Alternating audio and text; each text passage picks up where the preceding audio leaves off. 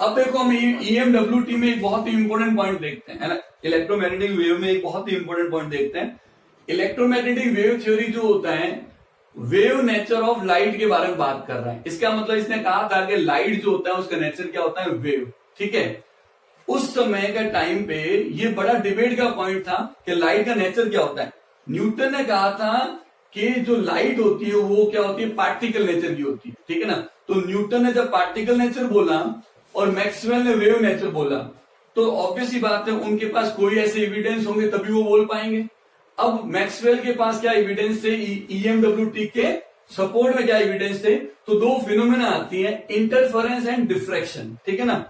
Interference और diffraction क्या होता है वो मैं दोनों टर्म को आपको समझाता हूं। इंटरफेरेंस नाम से लग रहा है क्या होता है, इंटरफेयर करना, सही है ना। इंटरफेरेंस का मतलब होता है इंटरफेयर करना।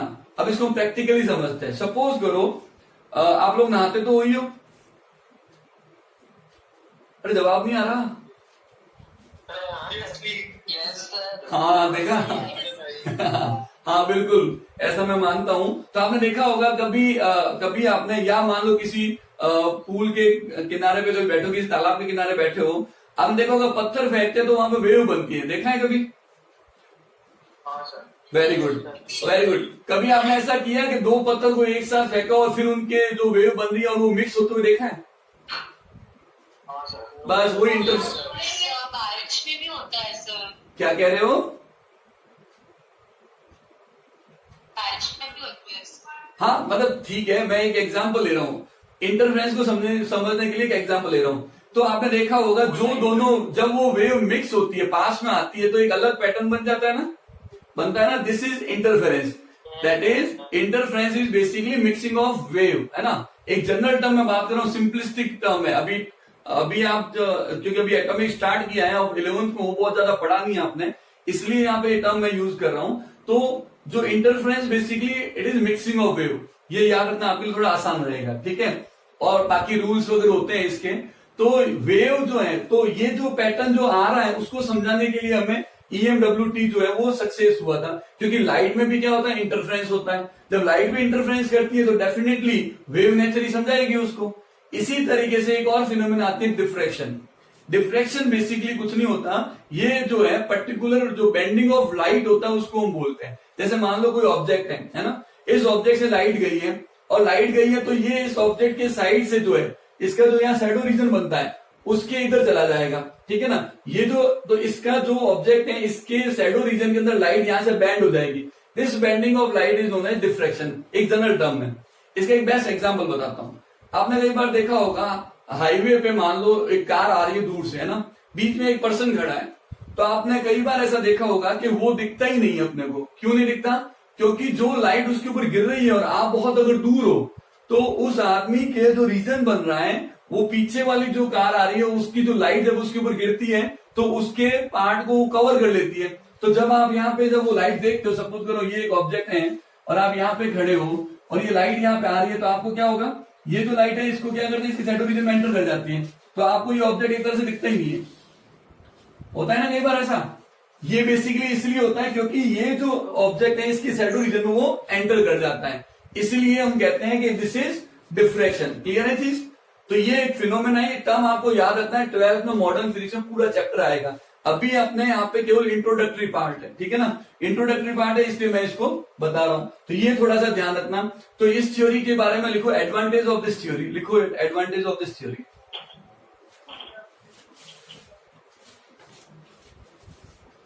एडवांटेज ऑफ दिस थ्योरी में लिखो, theory can explain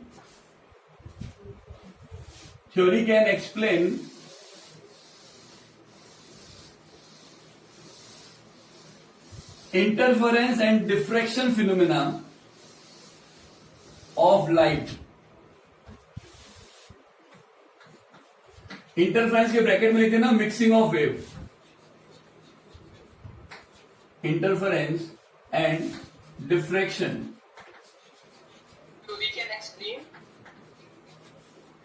theory can explain interference and diffraction phenomena of light. अब देखो इंटरफेरेंस और डिफ्रैक्शन फिनोमेना के ब्रैकेट में क्या लिखना था? मिक्सिंग ऑफ वेव,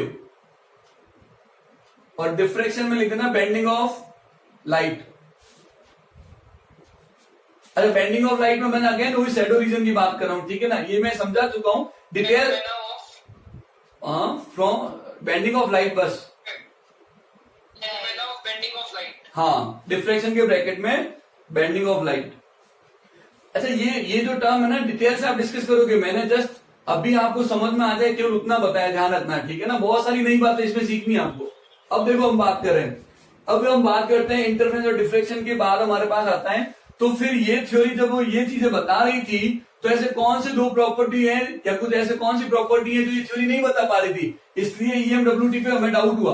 तो ये था न्यूटन ने जब पार्टिकल नेचर दिया था तो उसमें ये बताया था कि दो फिनोमेना आते हैं, एक तो फोटो इलेक्ट्रिक इफेक्ट और एक ब्लैक बॉडी रेडिएशन, ठीक है। फोटो इलेक्ट्रिक इफेक्ट क्या होता है बताओ? फोटो इलेक्ट्रिक इफेक्ट होता है जब मेरे पास कोई मेटल है, फोटोन से बिल्कुल बिल्कुल, फोटोन जब स्ट्राइक करते तो इलेक्ट्रॉन बाउंस बैक हो जाते हैं, ऐसा कुछ। हाँ नहीं, इलेक्ट्रॉन नॉकआउट हो जाता है, इजेक्शन होता है इलेक्ट्रॉन का, ठीक है ना। ये लाइट गिरी मेटल सरफेस पे और इलेक्ट्रॉन का निकलना, और जब ये मूव करेगा तो करंट फ्लो होती है, ठीक है ना, इलेक्ट्रॉन मूव करेगा तो करंट फ्लो होती है। तो ये जो प्रॉपर्टी है ये वेव नेचर से हम एक्सप्लेन नहीं कर सकते, ठीक है ना।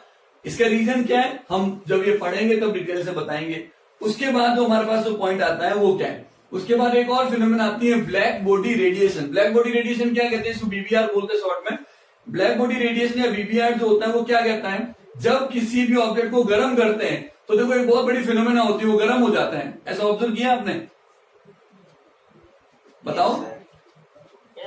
अगर किसी ने ऑब्जर्व नहीं किया तो मैं बता देता हूँ, अभी क्या करना, घर में आप एक लोहे की कोई चीज है ना और अपने स्टोव पे गर्म करना, फिर उसको टच करके देखना, आपको फील होगा गर्म हो गया वो। किया कभी ऐसा? अरे बोलो, चलो आज ट्राई करना, सभी जनरल नहीं किया है। आप उसमें एक चीज और ऑब्जर्व करोगे, वो गर्म क्यों हुई, ये बहुत बड़ा रीजन है, ठीक है ना। अब मैं उसको और गर्म करूं तो देखो क्या होगा। कभी ऐसा ऑब्जर्व किया जब उसको और गर्म किया जाए, तो मान लो लोहे की कोई चीज को और गर्म किया जाए, क्या होता है? पहले तो वो केवल गर्म हो रहा है, कलर वही रहता है, लेकिन और गर्म किया तो आपने देखा होगा वो क्या होता है, रेड हॉट हो जाता है, उसमें से लाइट निकलने लग जाती है। कोई बात नहीं, वापस रिपीट करता हूं, अब सुनाई दे रहा है ना? ठीक है, वापस रिपीट करता हूं। मेरे पास क्या है, लोहे की मैंने लोहे की एक रॉड ले ली और घर में आप लेके आप गर्म होते ही उसको ऑब्जर्व करने के आप स्टोव पे उसको रखो थोड़ी देर के लिए और फिर उसको टच करो, तो आपको गर्म फील होगा कि नहीं होगा? बिल्कुल बिल्कुल होगा। लेकिन आप उसको और गर्म करते जाओ तो क्या होगा? और गर्म करते जाओगे तो ऑब्वियस ही बात है, गर्म करेंगे तो और गर्म हो जाएगा, और गर्म किया तो और गर्म हो जाएगा। लेकिन आप देखो इसमें क्या होता है, जब हम उसको और गर्म करते हैं तो वो रेड लाइट इमिट करने लग जाता है, रेड हॉट हो जाता है। सुना ये वर्ड रेड हॉट? बिल्कुल। तो ये कैसे हो गया, ये किस फिनोमेना के बेसिस के ऊपर होता है? और ज्यादा गर्म करता हूं तो वो व्हाइट हो जाता है, फिर उसके बाद वो मेल्ट हो जाए, एक अलग बात है, ठीक है ना, कोई और प्रॉपर्टी आ जाती है। लेकिन जब मैं किसी ऑब्जेक्ट को गर्म करता हूं तो पहले गर्म होना, फिर उसका क्या होना, रेड हॉट हो जाना, फिर और गर्म कहें अगर प्रोबेबली अगर वो टेम्परेचर उसको झेल पाए तो वो व्हाइट हो जाना। ये जो लाइट जो इमिट कर रहा है ऑब्जेक्ट को हीट करने पे, इसको हम बोलते हैं ब्लैक बॉडी रेडिएशन। कोई ऑब्जेक्ट का जो लाइट इमिशन होता है, ठीक है ना, तो उसको हम उसके कैटेगरी में पढ़ते हैं। तो ब्लैक बॉडी एक ऐसा ऑब्जेक्ट होता है जो क्या करता है, जब उसको हम हीट करें ऑल पॉसिबल वेव्स को वो क्या करेगा, ऑल पॉसिबल फोटॉन्स को वो इमिट करता है, ऑल पॉसिबल फोटॉन्स को इमिट करता है, उसको हम बोलते हैं black body, ideal black body, ठीक है। आइडियल ब्लैक बॉडी वैसे होती नहीं है, वो अभी बताऊंगा मैं, ठीक है। ये पार्टिकल नेचर से हमारे पास आएगा। अब देखो उसके बाद फोटोन मतलब लाइट के नेचर को हमने क्या बोला, फोटोन बोला। फिर क्या होता है देखो, इसका मतलब ये हुआ, न्यूटन ने कहा था दो फिनोमेना बताई थी, फोटो इलेक्ट्रिक इफेक्ट और ब्लैक बॉडी रेडिएशन। ये फिनोमेना को ये थ्योरी एक्सप्लेन नहीं कर पाई थी। तो लिखो यहाँ पे, this theory could not explain, limitation में this theory could not explain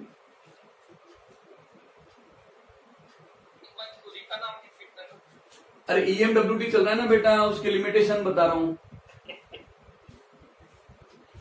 this theory could not explain black body radiation and photo electric phenomena. Photo electric effect, photo electric effect phenomena, ये हम डिटेल से पढ़ेंगे बेटा, कोई दिक्कत नहीं आएगी, है ना, डिटेल से पढ़ेंगे इसको। ब्लैक बॉडी, हाँ, and photo electric effect phenomena. Heading लिखो, प्रॉपर्टीज ऑफ वेव। इसमें सबसे पहला जो पार्ट आएगा वो आएगा वेवलेंथ, ठीक है ना। वेवलेंथ, वेवलेंथ जो है इनकी डेफिनेशन जो है अपने मटेरियल में लिखी हुई है, तो वो डेफिनेशन उसको रेफर करें। मैं बता देता हूं होता क्या है। इसको रिप्रेजेंट करते हैं हम लैम्बडा से। अब मैंने कहा मेरे पास एक वेव है, मान लो ये वेव इस तरह से है, ठीक है। इसके इस पार्ट को क्या बोलेंगे बताओ, ये मीन पाथ है। ये मीन जो है मैक्सिमम डिस्प्लेसमेंट को क्या बोलते हैं, क्रेस्ट। और इसकी डेप्थ ट्रफ, ठीक है ना, ये आ गया। तो ये कहता है दो कंसेक्यूटिव क्रेस्ट या दो कंसेक्यूटिव ट्रफ, इनके बीच का जो डिफरेंस होता है उसको हम क्या बोलते हैं, वेवलेंथ। आगे बात समझ में। तो वेवलेंथ बेसिकली क्या होता है, डिफरेंस बिटवीन या distance between two consecutive crest और टू कंसेक्यूटिव ट्रफ, ठीक है ना। लेकिन देखो इधर, या ये भी कह सकते हैं कि एक वेव यहां से स्टार्ट हो रही है, देखो यहां से इधर गई, इधर से वापस नीचे और वापस इधर, तो ये अपनी एक कंप्लीट साइकिल ऑफ वेव हो गई और ये वेव वापस स्टार्ट हो रही है, ठीक है ना। तो हम ये भी कह सकते हैं कि एक वेव अपनी साइकिल को जो कंप्लीट करता है तो जो डिस्टेंस आएगी उसी को हम क्या बोलते हैं, लैम्बडा। तो लैम्बडा की 3 डेफिनेशन हो गई, कुछ भी बोलो, लेकिन हमें ये ध्यान रखना है कि वेवलेंथ होती क्या है। और ये इतना कॉमन टर्म है कि एक बार समझ में आ जाता है तो उसके बाद इसकी वैल्यू या इसकी डेफिनेशन याद रखने की जरूरत नहीं है। तो distance between two consecutive crest और trough is known as wavelength of wave. तो ये समझ में आ गई बात सभी को, ये क्लियर हुआ, ठीक है, बिल्कुल। नेक्स्ट पार्ट हम ले लेते हैं फ्रीक्वेंसी, ठीक है ना। फ्रीक्वेंसी, इसको लिखते हैं हम क्या, वी की जो दोनों लाइन है उसको हम उल्टा कर देते हैं, इस तरह से घुमा देते हैं, कर्व में लिख देते हैं, इसको बोलते हैं न्यू। क्या बोलते हैं इसको, NU, न्यू, ठीक है ना। अब ये होता क्या है, बेसिकली फ्रीक्वेंसी का मतलब आपको ही पता है, फ्रीक्वेंसी का मतलब क्या था, रिपीटिशन, सही है। फ्रीक्वेंसी का मतलब क्या होता है कि उस चीज को एक ही साइकिल बार बार कितनी रिपीट हो रही है, क्लियर। तो यहाँ पे वही टर्म है। तो यहाँ पे हमने बोला कि मान लो एक वेव है, एक पॉइंट से यहां से निकल रही है और इस पॉइंट पे पहुंचने पे इसको 1 सेकंड लगता है, सब ठीक है ना। यहां से वेव स्टार्ट हुई और यहां तक पहुंचने में उसको 1 सेकंड लगा। तो मैं यहाँ पे बता देता हूं, ये वेव यहां से आ रही है और यहां से ये एंट्री कर रही है, ये इधर। तो ये वेव जो है यहां पे यहां तक आ गई, ठीक है ना। तो number of wave passing through a point in 1 second is known as frequency. वापस रिपीट करता हूं, ये पॉइंट रेफरेंस था, यहां से यहां पहुंचने में 1 सेकंड लग रहा है। तो number of wave passing through a point in 1 second is frequency of wave. तो कितनी वेव पास हो रही है, 1, यहां से 2, ये 3 और ये क्या हो गया, 4 हो गई, ठीक है ना। तो टोटल देखें तो नंबर ऑफ वेव कितनी पास हुई, यहाँ पे और वेव पास हो गई, इसलिए हम इसको बोलते हैं क्या, बताओ इसकी फ्रीक्वेंसी कितनी हो गई, 4। अच्छा, इसके लिए वर्ड यूज कर सकते हैं CPS। CPS is what, CPS is cycle पर सेकंड, CPS इज साइकिल पर सेकंड। और क्या कर सकते हैं, सेकंड इनवर्स, वो भी फ्रीक्वेंसी की यूनिट होती है। और क्या लिख सकते हैं हम इसको, सेकंड इनवर्स के अलावा भी क्या लिख सकते हैं बताओ, फ्रीक्वेंसी की यूनिट को, इसको लिख सकते हैं हर्ट्ज, ठीक है ना। हर्ट्ज को हम HZ लिखते हैं, ठीक है ना चीज। तो ये सब हो गया पर सेकंड के हिसाब से, तो हम इसको लिख सकते हैं। हालांकि CPM करेंगे तो वो साइकिल पर मिनट हो जाएगा, लेकिन ऐसा यूनिट के अंदर हम पर सेकंड में लिखते हैं। ये बात समझ में आ गई सभी को, ये फ्रीक्वेंसी समझ में आई। एक बार रिपीट कर देता हूं, number of wave passing through a point in 1 second is known as frequency, और number of wave completing their cycle in 1 second is known as frequency. मतलब एक वेव जो होता है, एक वेव जो इस तरह से चल रही है, तो वो जो वेव के अंदर साइकिल जो है, एक साइकिल को हम क्या बोलेंगे, दिस इज 1 साइकिल। तो 1 सेकंड में ये साइकिल कितनी कंप्लीट हो रही है, वो क्या हो जाएगी, फ्रीक्वेंसी हो जाएगी। इसको बताने के लिए हम कह सकते हैं कि 1 सेकंड में कितनी वेव इस पॉइंट को क्रॉस कर जाती है, वही हमारे पास क्या हो जाएगा, फ्रीक्वेंसी। क्या ये पॉइंट समझ में आया सभी को, यस ठीक है। अब ये हमारे पास फ्रीक्वेंसी आ गया। अच्छा, यूनिट मैंने बता दी। हाँ, वेवलेंथ की अगर यूनिट देखें तो वेवलेंथ की यूनिट किसमें होती है बताओ? इसकी यूनिट मीटर में लिख सकते हैं, सेंटीमीटर में लिख सकते हैं, लेकिन जो यूज आती है वो कौन सी है? एक तो एंगस्ट्रॉम में आती है, एक नैनोमीटर में आती है। बता देता हूँ, what is 1 angstrom? It is 10⁻⁻10 metre, 10⁻⁻8 centimetre. और 1 नैनोमीटर कितना आएगा? 10⁻⁹ मीटर और -7 सेंटीमीटर। और 1 पिकोमीटर जो होगा 10⁻⁻12 मीटर एंड 10⁻⁻10 सेंटीमीटर। ठीक है, ये इनकी वैल्यू होती है। तो ये हमारे पास फ्रीक्वेंसी के बारे में हो गया। क्लियर है? अब हमारे पास आता है क्या? Third point, speed of light. Speed of light या स्पीड ऑफ वेव। लाइट का मतलब EMW, स्पीड ऑफ EMW। ठीक है ना? अच्छा, स्पीड की अगर हम बात करें, डेफिनेशन क्या होती है? Distance travelled bye A wave in 1 second. ठीक है, तो distance travelled bye A wave in 1 second कैसे कैलकुलेट करें? तो सोचो, अब इसको हम C से लिखते हैं, तो इसका एक फॉर्मूला बनेगा, ध्यान रखना। वापस इसको सभी ढंग से सुनना। मुझे एक बात बताओ, 1 सेकेंड में कितनी वेव निकली यहां से? यहां वाला एग्जांपल, 1 सेकेंड में कितनी वेव निकली? बिल्कुल। तो यहां पे इसका मतलब 1 सेकेंड में कितनी डिस्टेंस ट्रेवल हुई? This is lambda, this is lambda, this is lambda and this is lambda. कितनी हुई? 4 लैम्बडा। ठीक है ना? तो हम यहाँ पे कह सकते हैं, ये क्या होगा? अगर मैं यहाँ पे देखूं तो ये हमारे पास 1 सेकेंड में 4 लैम्बडा डिस्टेंस ट्रेवल हो रही है। तो यहां पे अगर मैं इसको 4 इंटू लैम्बडा लिखूं तो ये मेरे पास क्या आ जाएगा? This distance is travel in 1 second, this is speed of light. ये बात समझ में आई?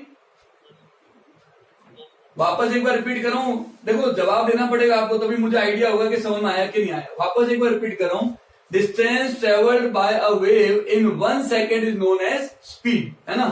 तो 1 सेकेंड में कितनी डिस्टेंस ट्रेवल कर रही है बताओ वेव? तो या तो ये बोल दो कि नंबर ऑफ वेव कितनी पास हुई, या आगे वाली वेव कितनी डिस्टेंस ट्रेवल कर रही है। तो कैसे निकालें? यहाँ पे 1 वेव, 2, 3 और 4, तो कितनी लैम्बडा हो गई? 4 लैम्बडा। और यहाँ पे 4 क्या है? 4 into lambda. 4 is frequency, frequency into lambda, it gives distance travel in 1 second which is speed. That's why इस 4 को अगर हम रिप्लेस कर दें यहाँ पे, तो हमारे पास एक फॉर्मूला बन जाएगा, C equal to nu into lambda. ये बात समझ में आई सभी को? स्पीड ऑफ लाइट का फॉर्मूला कैसे बना? Speed of light equal to frequency into lambda. ये बात समझ में आई सभी को? रिपीट करूं इसको? Yes sir. ठीक है, एक बार रिपीट करता हूं। वापस होना, बहुत सिंपल है, बहुत ज्यादा सिंपल है। ठीक है ना? एक बार थोड़ा सा इसको बस सुन लो जो मैं बोल रहा हूं, और उसको एक बार अपने जो रेगुलर जो आपका एक्सपीरियंस है उससे इसको समझो। एक बात बताओ, मैंने कहा ये वेव है, 1 सेकेंड में ये वेव कितनी आगे जा रही है बताओ? 1, 2, 3, 4, कितनी डिस्टेंस ट्रेवल कर रही है बताओ? कितनी डिस्टेंस ट्रेवल कर रही है? 4 लैम्बडा। यहाँ 4 क्या है? फ्रीक्वेंसी है ना? तो वो जो 4 lambda distance travel in 1 second, बताओ स्पीड होगी कि नहीं होगी? है ना? तो 4 lambda distance in 1 second is speed. Clear है? और ये जो 4 है, ये क्या है बताओ हमारे पास? फ्रीक्वेंसी। तो मैं इस 4 को रिप्लेस कर दूं फ्रीक्वेंसी से, तो न्यू इंटू लैम्बडा आ जाएगा, ये हमारे पास क्या आ जाएगा? C। आई बात समझ में अभी? देखो सभी का जवाब आना चाहिए। अगर किसी को भी डाउट हो तो पूछो, मैं इसको वापस बता देता हूं। क्लियर है? ओके, ठीक है। तो ये इसका मतलब हमारे पास जो स्पीड ऑफ लाइट होगा वो फ्रीक्वेंसी इंटू लैम्बडा आ गया, क्योंकि फ्रीक्वेंसी जो होता है 1 सेकेंड में number of wave pass through, और एक वेवलेंथ की लैम्बडा से मल्टीप्लाई करते हैं हमारे पास आ जाएगा new into lambda means distance travelled in 1 second देगा, और वही स्पीड ऑफ लाइट हो जाएगा। अब सुनना, एक बड़ा इंटरेस्टिंग पॉइंट बताता हूं। जो C जो होता है, ये क्या होता है? 3 इंटू 10⁸8 मीटर पर सेकेंड, और ये क्या होता है? कांस्टेंट और EMW। ठीक है ना? ये EMW के लिए, इलेक्ट्रोमैग्नेटिक वेव के लिए, ये जो वैल्यू होती है कांस्टेंट होती है, ये कभी वेरी नहीं करेगी, ध्यान रखना। अगर हम बात करें किसमें? वैक्यूम में बात करें, ठीक है ना? Constant for this. तो ये हम बात करते हैं किसमें, वैक्यूम के लिए। तो वैक्यूम में ये वैल्यू होती है और ये वैल्यू क्या होगी, कांस्टेंट। इसका मतलब ये हुआ speed of light in any medium is constant value. ठीक है, वैक्यूम में यही वैल्यू मिलेगी, in any medium it is constant value. अब सोचो अगर मैं यहाँ पे फ्रीक्वेंसी को इंक्रीज करूं तो बताओ सी के ऊपर क्या फर्क पड़ेगा, बोलो जल्दी। अगर मैं फ्रीक्वेंसी को बढ़ा दूं तो सी क्या होगा, इंक्रीज होगा, सी को कुछ भी नहीं होगा। अरे अभी बोला तुम लोग, तो फिर अभी मैंने यहाँ कहा है कि ये पर्टिकुलर एक मीडियम में ये स्पीड कांस्टेंट होगी, तो बताओ सी क्या हो गया, इट इज कांस्टेंट। अगर मैंने अगर लैम्बडा को बढ़ाया तो सी क्या होगा बताओ, अगर मैं लैम्बडा को इंक्रीज करूं वो भी कांस्टेंट रहेगा। इसका मतलब ये हुआ कि फ्रीक्वेंसी को चेंज करने पे बताओ कुछ भी नहीं हुआ क्या, ऐसा नहीं है। अगर फ्रीक्वेंसी बढ़ाई है तो लैम्बडा क्या होगा, वो कम होगा, और अगर लैम्बडा बढ़ाया है तो फ्रीक्वेंसी कम हो जाएगी। आगे बात समझ। अब तो जो चेंज करने पे क्या चेंज होता है ये ध्यान रखना है, this is very important concept, ध्यान रखना। ठीक है, अब देखो तो ये हमारे पास आ गया इसकी फ्रीक्वेंसी के बारे में। फिर हमारे पास क्या आता है, फोर्थ पॉइंट आता है क्या, वेव नंबर। वेव नंबर को हम क्या लिखते हैं, न्यू बार। ठीक है ना, ये न्यू है, जो ऊपर वाला ही न्यू है, उसके ऊपर हमने एक लाइन बना दी, इसको बोलते हैं न्यू बार। ठीक है ना, तो ये न्यू बार हो गया। अच्छा, ये होता क्या है, वेव नंबर क्या होता है, आपको लग ही रहा है कि एक वैल्यू है, तो आप यहां सोचो number of wave present in unit length. ठीक है ना, वापस बता रहा हूं, what is wave number, it is number of wave present in unit length. और यूनिट लेंथ को हम क्या ले सकते हैं बताओ, यूनिट लेंथ को 1 सेंटीमीटर ले लो, 1 मीटर ले लो, 1 किलोमीटर ले लो। ठीक है, तो यहां पे this wave number is the number of wave present in unit length is known as wave number. हम यहां पे मान लो सेंटीमीटर ले रहे हैं, सपोज करो we have 1 centimetre length, this is 1 centimetre length, और हमारे पास वेव इतनी है। ठीक है ना, ये हमारे पास वेव है, कितनी वेव आई बताओ यहाँ पे, 1 सेंटीमीटर में बताओ वेव कितनी आई, है ना। तो यहाँ पे ये लैम्बडा आ गया, तो ये 4 वेव आ गई। तो वेव नंबर इसका कितना आ जाएगा, न्यू बार इक्वल टू 4। अब इसको हम कैलकुलेट कैसे कर सकते हैं वो बता देता हूं। तो न्यू बार को कैलकुलेट कैसे करें बताओ, जो डिस्टेंस हमने एज्यूम की है, हमने एज्यूम की मान लो 1 सेंटीमीटर डिस्टेंस, सही है, डिवाइडेड बाय क्या करें बताओ, एक वेवलेंथ से डिवाइड कर दूं। अगर मेरे पास जो है 1 वेवलेंथ है, 1 लैम्बडा, उससे मैं डिवाइड कर दूंगा तो मेरे पास क्या होगा, इसका फॉर्मूला बन जाएगा। ये बात समझ में आई सभी को, वापस रिपीट करता हूं, वापस एक बार रिपीट कर देता हूं। हमारे पास जो टोटल डिस्टेंस है वो 1 सेंटीमीटर है, उसमें 4 वेव आ रही है। ठीक है, सपोज करो हमें डिस्टेंस पता हो और वेवलेंथ पता हो, तो कितनी वेव आएगी उसमें कैसे निकालें, तो total distance divided by wavelength of 1 wave, this will give total number of wave in 1 centimetre और 1 किलोमीटर और 1 मीटर। सही है, सही है, आ गया ना पक्का, यस सर, आ गया। Okay okay okay. अब बताओ इसकी यूनिट क्या हो जाएगी, इसकी यूनिट वैसे तो देखो यूनिट लेस होना चाहिए था, लेकिन हमें डिफाइन करना है इसको प्रॉपरली, तो हमने इसको क्या लिख दिया, 1 बाय लैम्बडा। लैम्बडा की यूनिट क्या होती है, मीटर सेंटीमीटर किलोमीटर। तो यहां क्या लिखेंगे, या तो सेंटीमीटर इनवर्स लिखेंगे या मीटर इनवर्स, किलोमीटर में लिखना चाहे तो किलोमीटर इनवर्स, जो भी लिखना चाहे हम। ठीक है, तो ये फॉर्मूले हो गए, इसको लिखो, और डाउट लिखने के बाद अगर कोई डाउट है तो मेरे से पूछो।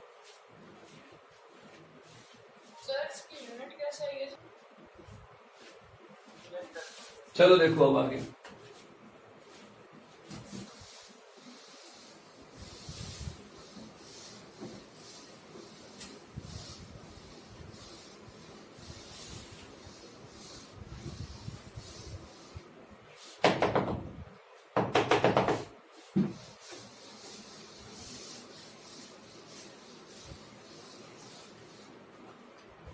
अब देखो, अब हमें पता है कि सी जो न्यू है वो क्या आ गया हमारे पास, सी बाय लैम्बडा। ठीक है, क्योंकि हमें पता था C इक्वल टू क्या था, न्यू इंटू लैम्बडा था, तो न्यू इक्वल टू क्या हो गया, C बाय लैम्बडा, और C जो है वो क्या कर सकते हैं हम, C इंटू 1 बाय लैम्बडा। तो अब देखो फ्रीक्वेंसी हमारे पास जो न्यू आएगा वो क्या होगा, C इंटू बताओ न्यू बार। ठीक है, आगे बात समझ में। अब हमारे पास यहाँ पे इसकी यूनिट इंपोर्टेंट हुई कि नहीं हुई, बताओ, क्योंकि हमें पता है ये मीटर पर सेकंड में, तो हमें लैम्ब इसको भी क्या लेना पड़ेगा, मीटर इनवर्स में लेना पड़ेगा। क्लियर हुआ ना पॉइंट। तो हमारे यहाँ पे जो कैलकुलेशन जो है वो इस तरह से होगी, बाकी कोई चेंज नहीं आने वाला है। मतलब ये हुआ, ये हम जब इसको कैलकुलेट करेंगे, इसलिए हमने क्या वो यूनिट वैल्यू को एक तरह से बिना यूनिट के लेके हम 1 बाय लैम्बडा करके ये फॉर्मूला डेराइव करते हैं। और जब हम इसको आगे और कैलकुलेट करेंगे, आगे जब 12th में आप बहुत सारे फॉर्मूले पढ़ोगे, इसमें सीधा हम उसी को यूज करेंगे। तो ओनली यूनिट और इनको बैलेंस करने के लिए हमने इस तरह से इसको डिफाइन किया है और कुछ नहीं है। ठीक है, क्लियर हुआ पॉइंट ये। अब देखो, अब हमारे पास टर्म आएगा टाइम पीरियड। बताओ टाइम पीरियड क्या होता है, बताओ व्हाट इज टाइम पीरियड। बिल्कुल, एक वेव का जो ऑसिलेशन है, सपोज करो एक साइकिल कंप्लीट करने में जो टाइम लगता है या एक ऑसिलेशन को कंप्लीट करने में टाइम लगता है, वही हमारे पास क्या होगा, वो टाइम पीरियड हो जाएगा। इस तरह से ये हुआ, क्लियर है चीज। तो ये जो है यहां से लेके यहां तक जब साइकिल जाएगी, ये एक वेव आएगी, तो इसको जो टाइम लगता है दैट इज टाइम पीरियड। ठीक है, तो ये टाइम पीरियड है, और ये जो होगा इसका हाफ टाइम हो जाएगा, इस तरह से। क्लियर है चीज। अब बताओ इसका फॉर्मूला कैसे निकाला टाइम पीरियड का, आप बताओ मुझे। एक बात बताओ, मैंने कहा था number of wave passing through a point in 1 second is new. ठीक है ना, 1 सेकेंड इज न्यू। तो बताओ एक वेव जब अपना साइकिल कंप्लीट करेगी तब कितना टाइम लगेगा उसको, तो मैं क्या करूंगा, 1 बाय न्यू। सही है बस। और इसकी यूनिट भी अपने पास क्या आ गई, अब न्यू क्या था, सेकेंड इनवर्स होता है, तो इसको लिख दो सेकेंड, सिंपल। टाइम पीरियड की यूनिट सेकेंड आ गई। तो इस तरह से हमारे पास देखो कितने फॉर्मूले बने। यहाँ पे nu equal to C by lambda, फिर यहाँ पे आएगा C न्यू बार, और फिर हमारे पास आएगा 1 बाय T। ये हमारे पास फॉर्मूले बन गए। बस ये फॉर्मूले आपको याद रखने हैं, इसीलिए मैंने इतना सारा बताया और कुछ नहीं। ठीक है, फिर एक टर्म आता है एम्पलीट्यूड का। एम्पलीट्यूड क्या होता है बताओ।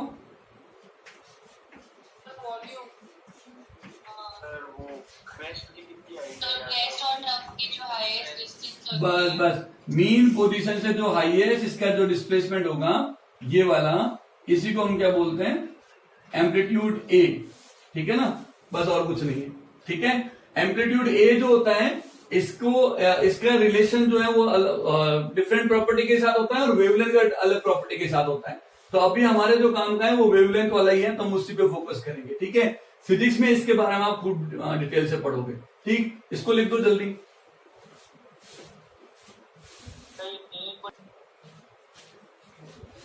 टाइम पीरियड वाला एक बार देख लो। टाइम पीरियड कुछ नहीं है, एक वेव जब अपना पूरा साइकिल कंप्लीट करेगी, जैसे वेव यहां से स्टार्ट हो रही है, ये यहां से यहां गई और यहां से यहां, दिस इज 1 साइकिल, है ना। तो ये अपना एक जब पूरा का पूरा जो साइकिल कंप्लीट करेगा, उसमें जो टाइम लगने वाला है उसको हम बोलते हैं क्या, टाइम पीरियड। ठीक है, अब देखो इधर मैंने यहाँ पे एक एग्जांपल ले लिया कि भाई ये जो है इस पॉइंट से 1 सेकंड में 1 2 3 4 वेव जो है इस पॉइंट से पास हो रही है। 1 सेकंड में 4 वेव जा रही है। तो बताओ इस एक वेव को जो यहां से पास होने में, या एक वेव को अपनी साइकिल कंप्लीट करने में कितना टाइम लगेगा, तो वो 1/4 सेकंड लगेगा। ये समझ में आया। तो हमारे पास टाइम पीरियड का फॉर्मूला क्या हो गया, 1/μ। सीधी सी बात है, क्योंकि ये जो कोड जो है वो बेसिकली क्या हो गया, ये फ्रीक्वेंसी है। Number of wave passing through point in 1 second is code, वो भी फ्रीक्वेंसी बोल दिया, इसको हमने ऐसे लिख दिया। ठीक है, लिखो इसको जल्दी, समझ में आ जाएगा। अब यहाँ पे एक पॉइंट देखो, अब जो हमारे पास जो मैं वेवलेंथ की एक पूरी सीरीज लिख रहा हूं, और उसमें मैं आपको बता देता हूं कि क्या हो रहा है, और वो आप देखो। इसमें सबसे पहले मैं केवल इसको इरेज कर रहा हूं, ये वाला एम्पलीट्यूड वाला पोर्शन को। यहां देखो सबसे बीच में हम क्या करते हैं, विजिबल। ठीक है, विजिबल के बाद अगर देखें तो उसके बाद जो कम एनर्जी की जो रेडिएशन होती है, तो विजिबल के बाद क्या आती है बताओ, IR इंफ्रारेड। उसके बाद क्या आती है बताओ, इंफ्रारेड के बाद में माइक्रोवेव। फिर उसके बाद आती है रेडियो वेव, ठीक है ना, रेडियो वेव। और विजिबल के आगे कौन सी आती है बताओ? UV radiation, ultraviolet. Ultraviolet के आगे कौन आती है बताओ? X raise. एक्स रेज के बाद क्या आती है? Gamma rays. और गामा रेज के फिर कॉस्मिक, ठीक है ना, कॉस्मिक रेज। कॉस्मिक रेज को कॉस्मिक रेज कहना सही नहीं है, बेसिकली वो पार्टिकल कह सकते हैं इसको, है ना। तो यहां से यहां तक हम गए, तो यहां से यहां देखो क्या होगा बताओ? अगर हम देखें तो वेवलेंथ जो होती है इसकी यहां से यहां वो कंटिन्यूसली बढ़ती है, ठीक है। और फ्रीक्वेंसी जो होती है वो क्या होगी? कम होगी। और वेव नंबर जो होते हैं इसके क्या होंगे? वो भी कम होंगे। तो ऑर्डर ऑफ फ्रीक्वेंसी अगर हम देखें यहाँ पे ऑर्डर ऑफ फ्रीक्वेंसी, तो ये ऑर्डर आएगा, फ्रीक्वेंसी का ऑर्डर हमारे पास ये आएगा। क्या हुआ? इस तरह से ये हमारे पास फ्रीक्वेंसी का ऑर्डर आएगा। और कोई डाउट किसी को इसमें कोई डाउट हो तो पूछो। और विजिबल रेंज जो होता है ना, वो वेवलेंथ के टर्म में अगर हम देखें तो हालांकि एक रेंज होता है, ध्यान रखना, ये अप्रोक्सीमेट बात कर लेते हैं हम, 3600 से लेके 7600 एंगस्ट्रॉम के आसपास। और अगर हम 360 से लेके 760, इसको कई जने रेंज लेते हैं 400 नैनोमीटर से लेके 800 नैनोमीटर, कई लेते हैं 360 नैनोमीटर से लेके 760 एंगस्ट्रॉम, कई लेते हैं 380 नैनोमीटर से लेके 780 नैनोमीटर तक। कोई फर्क नहीं पड़ता, अप्रोक्सीमेट ये रेंज होती है, क्योंकि कहीं पे भी प्रॉपर मार्किंग लाइन नहीं है कि कहां से वॉयलेट कलर विप की ओरिजिन गायब हो जाएगा, ठीक है ना। तो ये ऑलमोस्ट जो है लमसम रेंज है, ये ध्यान रखना।